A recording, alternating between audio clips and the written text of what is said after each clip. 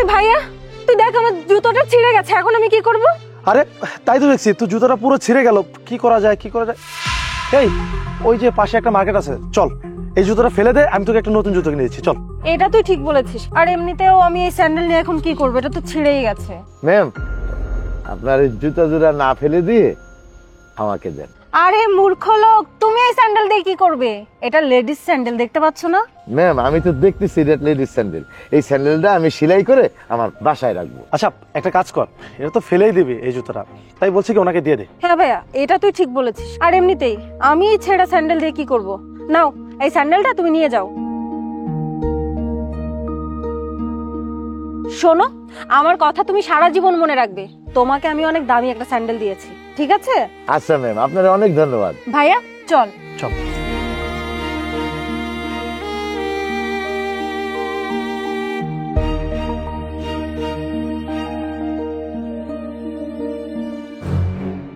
এই মনি, দাঁড়া দাঁড়া।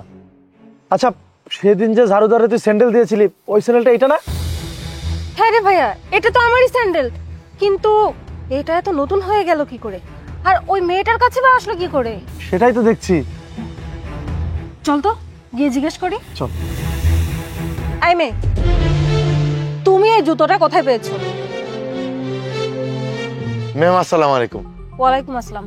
সেদিন আমি তোমাকে একটা জুতো দিয়েছিলাম, ওই জুতোটা এটাই তাই না? জি ম্যাম, আপনার কাছ থেকে যেটা নিয়েছিলাম সেইটা।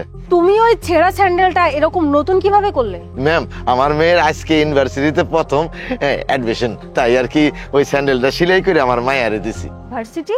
কোন ভার্সিটি? এই যে এই শহরের বড় ভার্সিটিতে। কি তোমার মেয়ে ওই ভার্সিটিতে যাবে, তাও আবার আমার এত দামি জুতো পরে? শোনো, তোমরা কি মনে করেছো নিজেদেরকে? আমাদের লেভেলে আসতে চাও? তোমরা সারা জীবন চেষ্টা করলেও কোনোদিনও আমাদের লেভেলে আসতে পারবে না। তোমরা গরিব, তোমরা ছোট লোক, সারা জীবন গরিব আর ছোট লোকই থাকবে। ম্যাডাম, আমি তো আপনাদের সমান সমান যাইতে চাই না।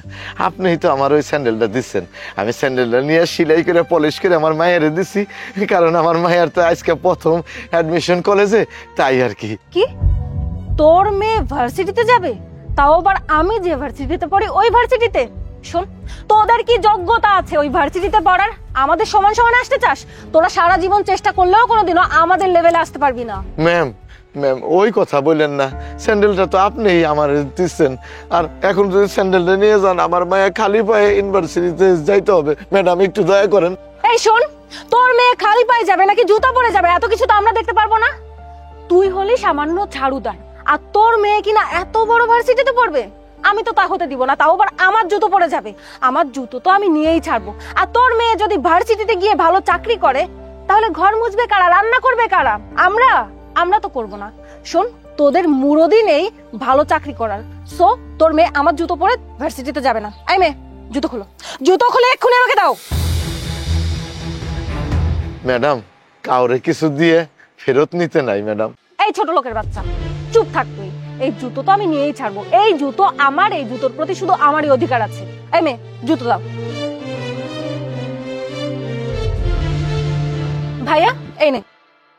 ম্যাম, ম্যাম একটু দয়া করেন না ম্যাম, আপনি অনেক স্যান্ডেল জুড়ে নিয়ে যেতেছেন, আমার মেয়েটা তো খালি পায়ে ইউনিভার্সিটিতে যাবে, একটু দয়া করেন ম্যাম, একটু দয়া করেন।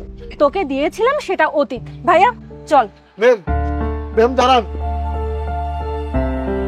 বাবা, আমি এখন খালি পায়ে ভার্সিটিতে কিভাবে যাব?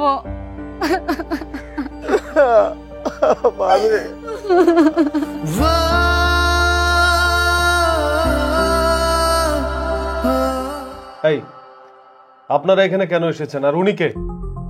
স্যার, ওই তো আমার বড় ভাই। আপনি ওর বিয়ের সময় টাকা দেওয়ার কথাই বলেছিলেন, আর এখন ওর বিয়ের ডেট ফিক্সড হয়ে গেছে, আমাদের টাকাটা প্রয়োজন। হ্যাঁ টাকা দিতে চেয়েছিলাম, কিন্তু এখন আর মন করছে না, তাই আমি টাকা দিতে পারবো না। I am sorry. মানে আপনি এটা কি বলছেন? শুনুন স্যার, আপনি ফার্স্টে টাকা দিতে চেয়েছেন, আর এখন টাকা দিতে চাচ্ছেন না। আপনি কিন্তু ওয়াদা করেছিলেন আমাকে, আর আপনি জানেন ওয়াদা করলে একবার সেই ওয়াদা নষ্ট করতে হয় না। আপনি তো রীতিমতো আমাদের সঙ্গে বেইমানি করছেন। বেইমানি, তাই না? হ্যাঁ আমি মানছি, আমি যেটা ওয়াদা করেছি সেই ওয়াদাটা ভঙ্গ করেছি বলে এটা একটা বেইমানি, কিন্তু আপনি কি করেছেন? মানে কি বলতে চাচ্ছেন আপনি?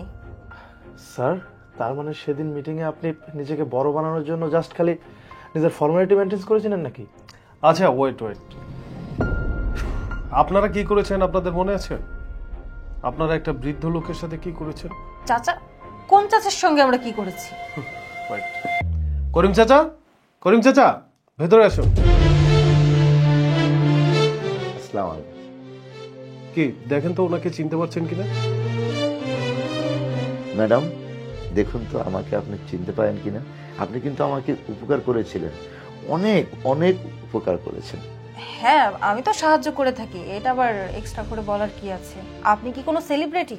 আর এরকম অনেক চেহারার মানুষ আছে যাদেরকে আমরা সাহায্য করেছি, হয়তো বা কোনো একদিন আপনাকে সাহায্য করেছি, তাই আপনি আমার কথা মনে রেখেছেন, কিন্তু আপনার চেহারাটা আমার মনে নেই। হ্যাঁ, আমার বোন তো এরকম গরিব ফকির ছোট লোক খেটে খাওয়া মানুষদেরকে সাহায্য করে। ইভেন আমিও ট্রাই করি। সত্যি একটু বোঝার চেষ্টা করুন। দেখুন ম্যাডাম, আপনি আমাকে এত উপকার করেছিলেন যে আমি আজও বুঝতে পারিনি। আপনি একটা ছিঁড়া স্যান্ডেল ফেলে দিতে চেয়েছিলেন, সেই স্যান্ডেলটা আমি আপনার কাছ থেকে চেয়ে এনেছিলাম, নিয়ে ওই স্যান্ডেলটা সেলাই করে ধুয়ে মুছে আমার মেয়েকে দিয়েছিলাম। কারণ সেই দিন আমার মেয়েটা কলেজ পাশ করে ভার্সিটিতে ঢুকবে, সেই প্রথম দিন আমার মেয়েকে ওই স্যান্ডেলটা দিয়েছিলাম। আমার মেয়ে স্যান্ডেলটা পেয়ে খুব খুশি হয়েছিল। কিন্তু আপনি আপনি আপনি কি করলেন? আপনি ভাবলেন যে আমার মেয়ে ভার্সিটিতে পড়ে আপনাদের লেভেলে চলে যাবে, সেই জন্য আমার মেয়ের কাছ থেকে জোর করে ওই স্যান্ডেলটা আপনি ছিনিয়ে নিয়ে গেলেন।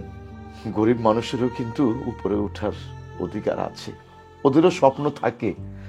কিন্তু সেদিন আপনি যা করলেন, সেদিন আমার মেয়েটা খুব কষ্ট পেয়েছিল ম্যাডাম। দেখুন চাচা, এটা সামান্য একটা ব্যাপার, আর এরকম ছোটখাটো ব্যাপার নিয়ে এভাবে বলার কি আছে? কখনো কখনো অনিচ্ছাকৃতভাবে বা ইচ্ছাকৃতভাবে হয়ে যায়, এটা নিয়ে এত মাতামাতি করার কিছু নেই। স্যার, এরকম ছোট একটা ইস্যু নিয়ে আপনি আমাদের এই বড় ডিলটা ক্যান্সেল করতে পারেন না। এটা কোনো সামান্য বিষয় না, এটা অনেক বড় একটা বিষয়, বুঝতে পেরেছেন? অনেক বড় বিষয় মানে? আপনি এই বুড়োটার জন্য আমাদের ডিলটা ক্যান্সেল করবেন? স্টপ! এই যে দেখুন, আপনি ওনাকে বুড়ো বলছেন, আপনি মানুষকে সম্মানই করতে পারেন না। আপনার তো ওনার মতো পিতামাতা আছে, তাই না? তাদেরকে যদি আপনি সম্মান করেন, তাহলে ওনাকে কেন সম্মান করবেন না? আসলে বুঝতে পেরেছি আপনার আসলে পারিবারিক কোনো শিক্ষা নেই। দেখুন, আপনি ওনার সাথে যে আচরণটা করেছেন এটা মোটেও ঠিক করেননি। আর আপনি এটাও জানেন যে পৃথিবীতে আপনি যাই করবেন ওটা আপনার কাছে ফেরত আসবে। সো আপনি যে অপরাধ করেছেন, এই অপরাধের কারণে আমি কোনোভাবেই আপনাদের টাকা দিতে পারছি না। I am sorry. Sir, try to understand sir, টাকাটার খুব প্রয়োজন আমাদের, আর এখন যদি আপনি আমাদেরকে টাকাটা না দেন তাহলে আমাদের ক্ষতি হয়ে যাবে, মান সম্মানে বেঁধে যাচ্ছে sir. Please, sorry sir, please মাফ করুন। শুনুন, আপনি গুরুতর অন্যায় করেছেন ওনার সাথে। আপনাকে যদি আজকে আমি মাফ করে দিই, তাহলে এরকম অন্যায় আপনি বারবার করবেন।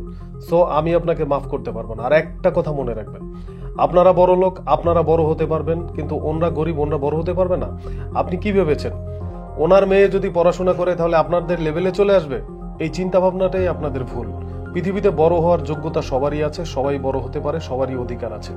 আপনি কাইন্ডলি এখান থেকে বের হয়ে যান, আর মাপ যদি চাইতেই হয় আমার কাছে না, এই মুরব্বীর কাছে মাপ চান। Get out!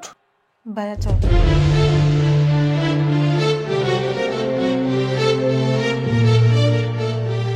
আচ্ছা আচ্ছা, আপনি ওনাদের ব্যবহারে কিছু মনে করবেন না। শোনেন, আপনার মেয়েকে আপনি ভালো একটা জায়গায় ভর্তি করান, টাকা পয়সা যা লাগে সব আমার কাছ থেকে নেবেন, আপনি কোনো চিন্তাই করবেন না, ঠিক আছে? আপনার মেয়েকে আপনি ভালো জায়গায় ভর্তি করেন, টাকা পয়সা যা লাগে আমি দেবো। শুধু আপনার মেয়েকে বলবেন ভালো করে পড়াশোনা করতে, ঠিক আছে? জি স্যার, আপনাকে অনেক ধন্যবাদ। আচ্ছা আচ্ছা, আপনি এখন যান। আসি স্যার, আসসালামু আলাইকুম।